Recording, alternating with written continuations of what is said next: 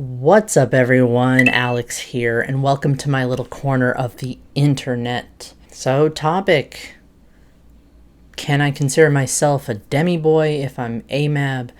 Can I consider myself a demi-girl if I'm AFAB? Wow, what a question. I've seen this question a few times. For some strange reason, I have seen that in order to be a demi-boy or a demi-girl, you have to have a certain assigned gender at birth.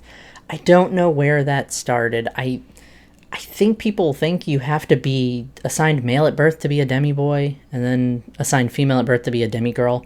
I think that's mistakenly that's how it's viewed. I have no idea where that came from. Your assigned gender at birth doesn't qualify you for a gender label. A gender label, any label for your gender, has nothing to do with your assigned gender at birth. Even if you're transmasculine, transfeminine, demi-boy, demi-girl, genderless, non-binary in general, trans-neutral as well, your assigned gender has nothing to do with what labels you use. There's never AGAB in the definition. There are some micro-labels I've seen that encompass having an experience with having an assigned gender at birth, a specific one, and then wanting to use a specific label for yourself.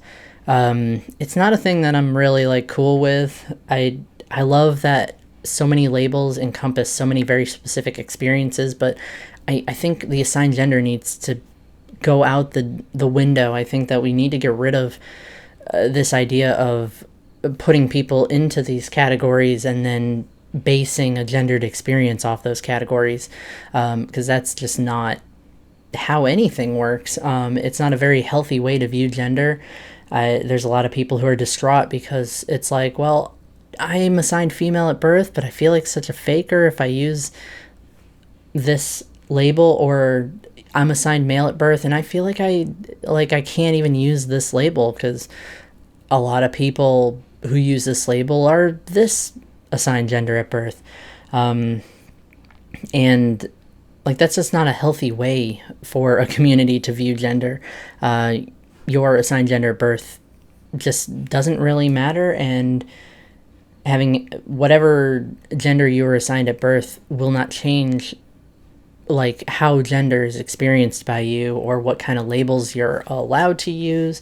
You're allowed to use whatever labels make you comfortable. If that's an experience that you have and you like the label and you feel like you really fit in with those communities, then use the label. It doesn't matter what gender you were assigned at birth. It doesn't, that kind of idea of assigned gender doesn't affect anything about your identity, really, unless you specifically relate to your assigned gender at birth, or your assigned gender at birth is your actual gender.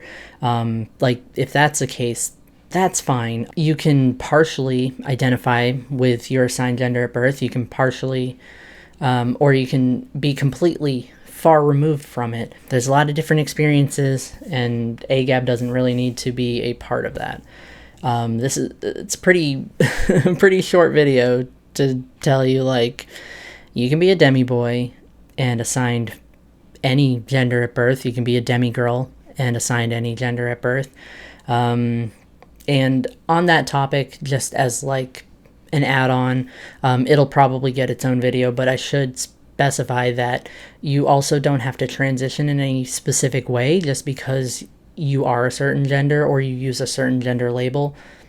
No transitioning required. No surgeries, no name changing, pronoun changing, hormones, nothing like that. That's not required in order to be a specific gender. So yeah, go see what's happening over on the YB3 blog. I'm posting daily, posting regularly, and over there is where I'm answering a lot of these kinds of questions. Sometimes in the YouTube comments here, but other times I'm on that blog answering basically troubleshooting questions about gender. Can I use this label if I experience this? I get a lot of that. I get a lot of people who feel like they're faking, a lot of people who feel like they don't qualify for a gender label because it doesn't match the most common experience with that label. So if you want to see more stuff like this with a wider variety of troubleshooting questions, then like head over there and see like what kind of questions I've answered on the blog, and see positivity posts and other such things going on. I have been posting the zine there as well, now that Tumblr allows me to post 10 images at a time. That's perfect for posting all the pages of the zine, so check that out. And I am signing off for now. See you later.